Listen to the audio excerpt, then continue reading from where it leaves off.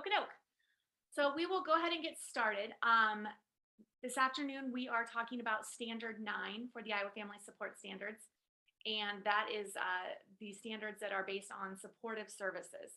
Um, and so, really, most of this standard is about um, assessing families for what needs they have relating to like other services they can be connected to, or that kind of thing, and then kind of that follow through on connecting them. How do you know? Do you have organizations or agencies or programs to connect for all of the bullet points that are listed in the standard? What's the process for that? What's the process for follow up? We'll walk through everything. Unfortunately, these standards are all very similar. So we kind of going through individually is kind of like redundant. So we'll touch on some things, but it'll feel a little bit different than most of our webinars in that at least the last three, 9.02, 9.03, and 9.04 are all kind of combined together for that purpose, just because they are so similar. It's just the specific content that's a little different. Okay, so to start everything off, just kind of to set the tone for these discussions and these webinars, we are talking about policy and procedure, and I know a lot of times those words get used interchangeably, but they really, in terms of our work with programs and TA, and in terms of like what the peer reviewers are looking for and how they define things, they really kind of mean two different things. So policy, and both are required for the Iowa Family Support Standards. So that is kind of been a slow shift, and we're at that point now where we're ready to say procedure needs to be defined by the program as well, written down. So for policy, we're talking, they're very broad in application. It's those general guiding principles. They really don't change very often. Typically, although not always, and I recognize in a lot of smaller programs, probably not, policy is approved by the board. Those are those statements of what you do, sometimes why you do them, as it relates to each individual kind of topic, but doesn't really dive into the nitty gritty and the specifics. That's what the procedure is for. The procedure is really narrow in application. It describes those very specific processes or protocols. This is going to be where changes are probably made more often. And usually procedures don't need board approval. You still definitely want to track anytime there's a change in procedure, but you don't need to. Most of the time, most organizations don't require those small changes to be board approved. So really, when we're talking about there is those how, when, sometimes who, how often, those types of things are what's really nailed down in procedure. And really, most procedure, not all, but most, is kind of that step by step. First you do this, then you do that, then you do that. I think of procedure kind of like a flow chart would be in my brain. When I think of the word procedure, I think of a flow chart. Where you're following along, and then there's maybe a decision that needs to be made. Like, does a referral need to be made? Does a referral not need to be made? And then it might, travel on a different path depending on where that goes.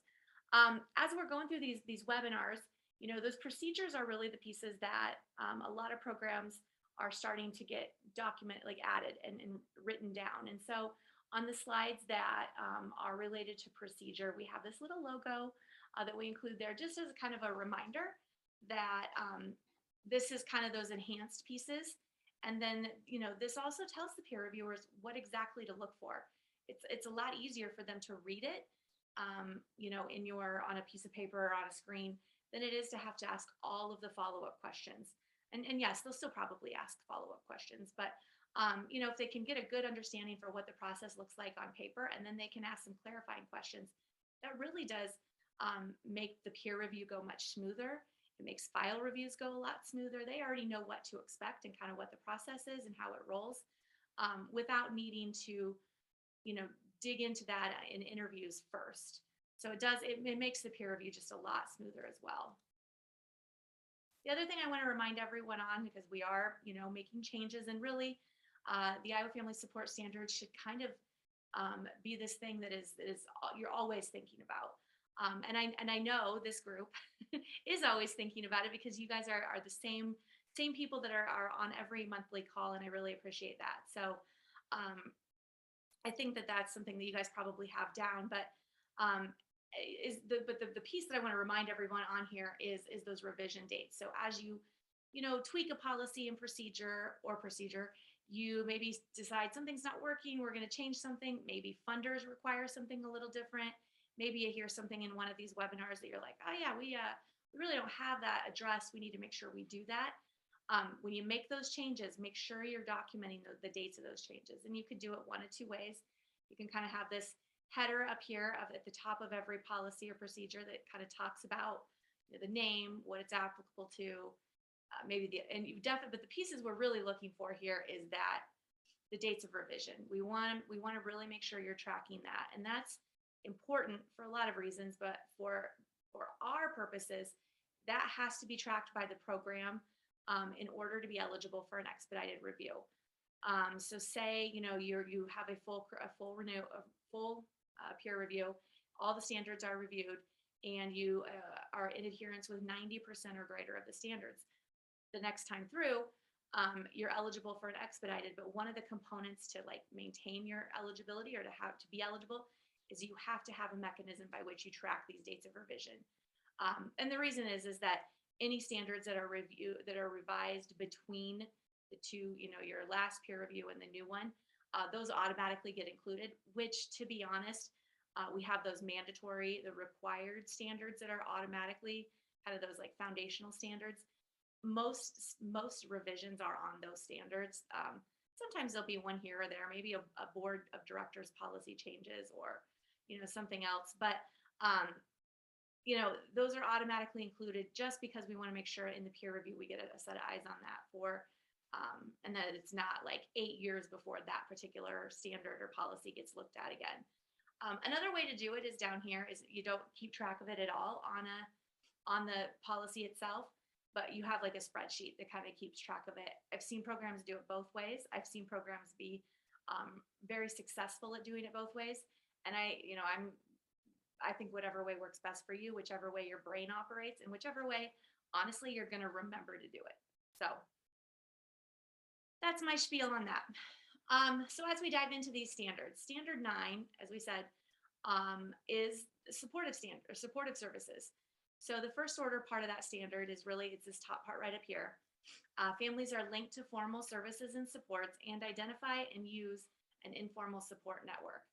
So, we're talking about linking families utilizing their formal and informal support networks. That's really the main purpose or the main kind of philosophy behind these standards. There's one definition that I think is important to include, and that is, in the Iowa Family Support Standards, what is considered a family. And I really just wanted to include this so that we make sure that we're recognizing that a family isn't just mom, dad, child. It's really whoever the caregivers, the individuals who are participating in services are defined as their family. So whoever they say is their family is who they say their family is. And we don't want to nail that down for them. I know sometimes in Daisy and other places, there are very specific guidelines on some of that stuff.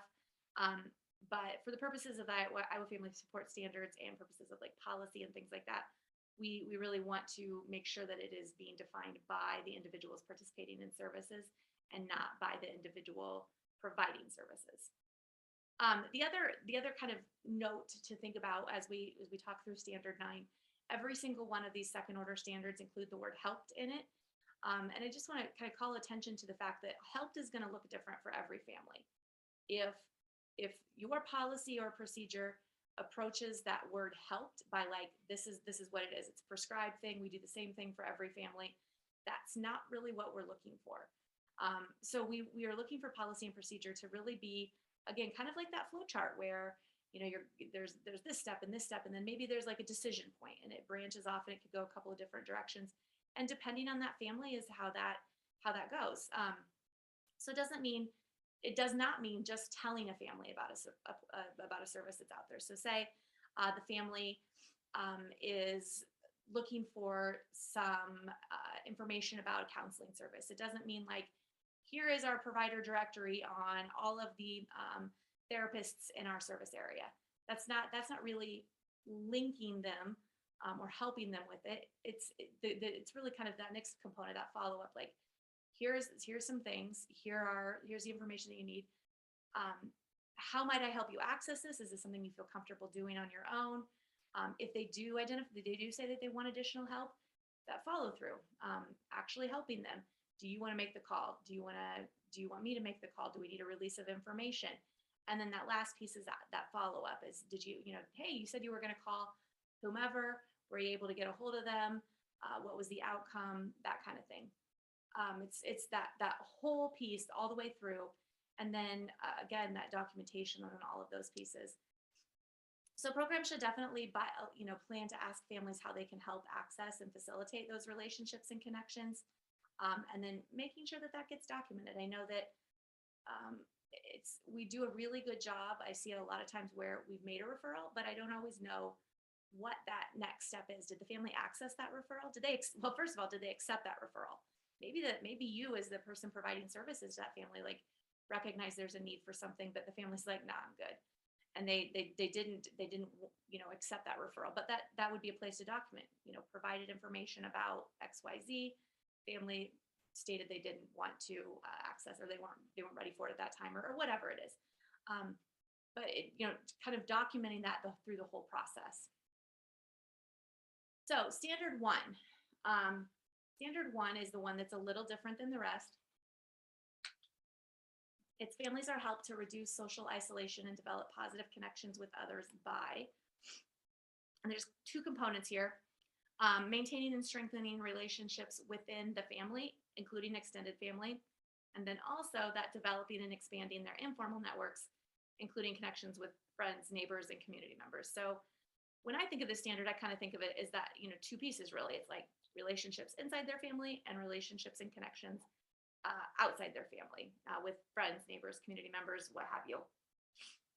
And really, again, the standard comes back to focusing on reducing social isolation and developing positive connections. So, sometimes there's a piece that needs to be done even before this, which is like educating families on the importance of strong family support, or relationship. How to manage conflict in a relationship. Sometimes there's components that come into place even before a family is ready for some of these things. So breaking it down, like what we're really looking for policy here. So again, our hints are, what does the program do? Sometimes, why does the program do this? So we're looking to define what the program does as it relates to relationships with family members and in other information. This is a word I have a typo on all the time. Informal is what that's supposed to say. Networks. I always type that wrong. And then, the standard partially gives you the who piece of things, which is actually probably a little bit more into procedure, but, the family, the extended family, neighbors, friends, community members, is there anyone else we need to include in there? Probably. We would want to include in there family support professionals, supervisors, maybe other coordinating service providers that, maybe they're working with a FADS worker, or someone through the AEA, or, there could be additional people that are in there. And then again, just a reminder to address both bullet points there. And, coming back to all these standards, I really encourage you, and really all of our standards, it's very easy to jump down right away to the bullet points. Let me go back up here. So it's really easy to just dump down in here and be like, maintaining and strengthening relationships, developing and expanding networks. But like, to me, what ties it all together is this first part up here. So we can't even begin to talk about this down here, the bullet points, until we really get a clear picture on the top part before we get to the bullets. And I know it's really easy to just focus on the bullets and make sure that those are there. But, what is the purpose of the bullets if it's not that's kind of like the secondary piece of the top part, is really where a lot of times we're going to find the intent out of the standard. So procedure. How does the program do it? When or how often? Where is it documented? That is a really big one on this one. And then which position does it?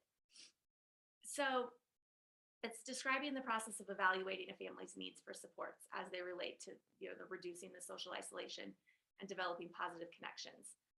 Um, so how do we know a family has that need? How do we know that maybe there's a gap there? Is the family going to tell us sometimes? But do we have a mechanism? Is there a mechanism by which we, as I say, we as family support professionals, are also kind of looking at that? I think that a lot of these standards through Standard 9, if you as a program use the LSP, that might be an opportunity where we're kind of independently looking at things. We, again, as a family support professional, um, and evaluating where is the family at on that spectrum. Do they have some needs there? Is this pretty well? Are they doing pretty well in that area? And then that reassessment. How often are those needs for supports reviewed? So, sometimes we have a family, and initially when they come into services, things look pretty well, and then something happens, and maybe they do have some needs. Maybe something happens with their family, and who was kind of was supportive relationships, who was really a good relationship. Maybe that doesn't work anymore, and so maybe then we need to reevaluate and determine if some additional support needs to be provided in that capacity. Describe the process for educating families about this. So this is one of those topics that for this particular standard that, again, I said earlier, it might even not, it might be, initially that families, or not even initially, it could happen after they've been enrolled for a year or two, where they need some additional information about that maintaining and strengthening family relationships and how to go about, seeking or being a part of other informal networks within their community.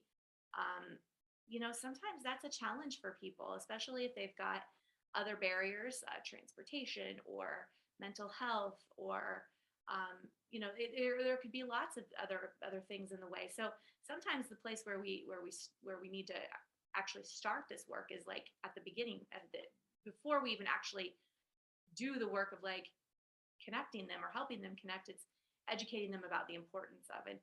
Recently, the reason that just comes to mind is recently I've seen some great curriculum on it was actually in Parents as Teachers on that educating piece. So that was kind of where this is coming from in my head is, and I've thought to myself while I was reading through this was really, really helpful.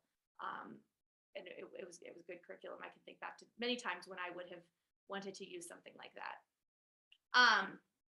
So describe who's involved in the process, describe who does what does the staff do, what does the supervisor do, what role do they fill in this process? Is it support? Is it, maybe there's something that they need to do as well, follow up, like, okay, I see you made a referral. How'd that go? Like what role are they playing in that? And then describe the documentation of all of these components. Who documents it? Where is it documented? We're going to hit this minimally here, just talking about documentation, but I've got some slides down later that kind of dig into that a little bit more because, really documentation on this one is most of the time, I'll be honest, we find it in those case notes, in those visit notes. It's like, was on a visit. This is what we talked about. This is, and in peer review, those case notes are really are helpful to kind of read through and get the picture, the story of how things are progressing with that family. But if you as a program are going to rely on everything to be found in a case note, it will be very challenging for peer reviewers to find everything in case notes. One, because not every family support professional documents everything in the same way, especially if there's not like a specific place where it needs to go. I find this a lot like when in TA, when we'll say, well, where is that at? And they'll be like, oh, it's in this big section of the case notes. And it's like, well, do your family support professionals know to document it there every time? Is there a place where you're calling out like, hey, this needs to get documented right here? So the more, open that it is, the more opportunities that something won't get documented. And what we see on this one is we see a lot of referrals, but we don't always see that follow up on referrals. Where you made a referral or did something, 2 weeks ago, and then you come back out and a lot of times everybody's kind of moved on. Maybe that need isn't there anymore. Maybe they accessed it, everything's great, and they're like, running a million miles in that direction with that other community partner helping them out with something. So I think that it's it's easy to forget about that follow-up process, which is what kind of brings me back to that documentation piece.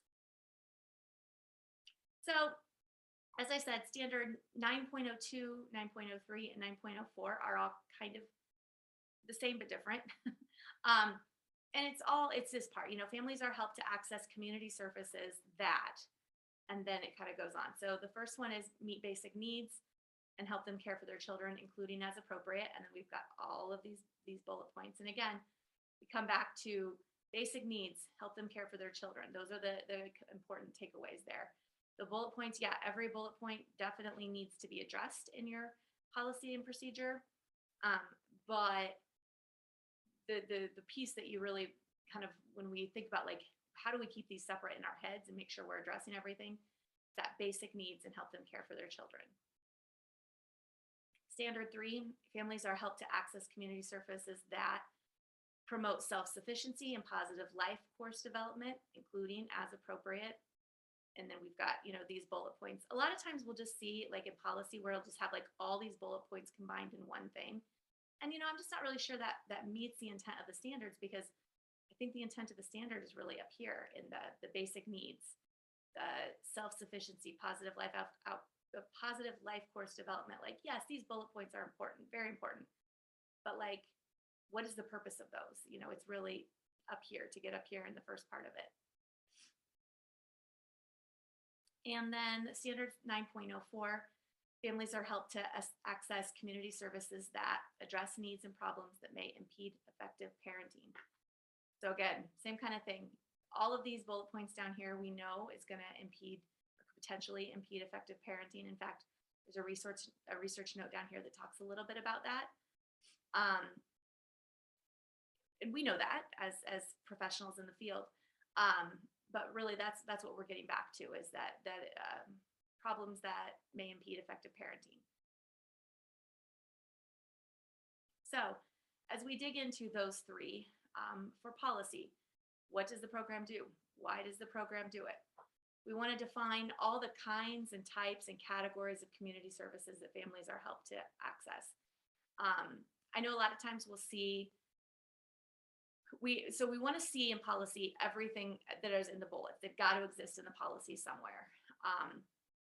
It can't just be like we give all families a copy of this resource guide, and then let that address the bullet points. The policy has to say the bullet points. It is, you absolutely can provide resource guides, but then I think about like, is that customized to the needs of the family? So I do think that there's room for improvement in those scenarios where it's just giving a guide out is the way that you meet the standard. I think that there's a little bit more purposefulness that can be lent to that process. So at a minimum, we want to include all the bullets in the standard, but more can be included as they relate to each of those areas that, meeting basic needs of the families, promote self-sufficiency and positive life. Like if there are other places that you think is important to your program, you think is important to your community, that fall into some of those categories, by all means add those. I think that those are, these standards are, I don't want to say minimum because they're not, but they're, the programs can definitely expand on them as you have the needs to do that, or maybe even your target population. Maybe you're a program that really targets teenagers, and maybe some things look a little different for teenagers, and so there's some additional needs that you want to include in there that might are commonly made or addressed, and so that could be there as well. And then just that reminder that helped is going to look very different for every family, like we talked about before, and it would include a complete follow through if desired by the family. So 9.02, 9.03, and 9.04 in procedure. I realize this slide has got a ton of information on it. And I kind of was at a loss, like, do I divide it between two slides or put it on one? I put it all on one, and it is what it is. I apologize that it's so small. So we're talking about how, when, how often, where, who, which position does it. Again, describing the process of evaluating a family's needs. So how do you as a programmer, as a worker, how do you recognize that there's a need that's there? How do we know that there's a need that's there in each one of those categories? Describe the use of a tool that might be used to evaluate those. I looked again at the LSP to look at some of the scales, and there are some tie-in potentially with some of those scales in education and employment, mental health and substance use, basic essentials. I think there's maybe some places even you could tie in with protective factor surveys for programs that use those. I don't know, that I can't say that. I don't think it's my role to say that it's all there found in the LSP or it's all there in the protective factor survey. I think, as a program, you're going to know what works best for your community, your targeted population, the families that you work with. And so, but there should be some sort of way that you kind of are evaluating it, a place to begin that. I see a lot of programs will do kind of a an enrollment, like a tell me what services you're already using. Excuse me. Tell me what your needs are. I think that is potentially a great thing. I think that's a really great place to start a conversation. I do sometimes think that maybe just handing somebody a piece of paper to fill out, though, isn't the best way to get at that. And so I think that, that motivational interviewing, working things into a conversation, might be a better way to really kind of dig in and figure out if those needs are there or not there. Just asking a family to self-disclose some things on the very first or second visit, I think you're probably not going to get as good information as you might having a conversation and building that relationship a couple of visits in, or maybe even longer. And then that kind of that update on things like every so often checking in and making sure that you've got you're updating what those families' needs are. Okay, so I covered a couple there. How often are the family's needs for these supports reviewed? Describe who is involved in linking the families to the supports. That's kind of the same as a 9.01. Describe who does what does the direct staff do, what does the supervisor do, and then all of that documentation. How is all of those documentation, those components documented? Where is it documented? And this is kind of, so it's a wrap up, really, but it's really where I wanted to tie in that documentation piece. And I think it's just a thing to kind of think about. If there's no documentation, what we're looking at is having to rely on a lot of this information to come from panel interviews during the peer review. And so that would be from the family support professionals, that would be from the families themselves. And how will the peer reviewers know? And if you're relying on and really on any of these standards, is if there's not a piece of documentation somehow, some way, you are relying on the panel interviews, and that kind of raises that question, or that raises that potential that the peer reviewers, maybe the family support professionals, don't answer it as in depth as the peer reviewers are looking for. So if there's no documentation, how will the peer reviewers know what families need to be linked to services? If families are being linked, were the families provided appropriate information? And then there's always kind of that thing that nags in the back of my brain is, if a need is recognized, but the family declines the referral, or if there's missing documentation. And the peer reviewer won't know that. The peer reviewer won't know if nobody documents any conversation about these supportive services, and the notes don't say anything, and the peer reviewers are kind of then left to interpret. Well, did the family not need anything? Were they actually pretty great on all of these things? Maybe did the family decline that referral, or did the program not document that?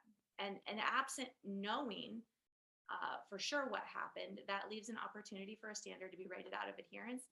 Not to mention, and this is really the big point for me, is this bottom point here is, this information is also just extremely important for the provision of services. In the event that a family support professional or supervisor who's kind of overseeing that case, they leave their position, it's really important that that next person can come in and pick up where the previous worker left off. We know that those transitions are challenging and difficult anyhow. And so, knowing what's in those files and knowing what's going on with those families is really just so important.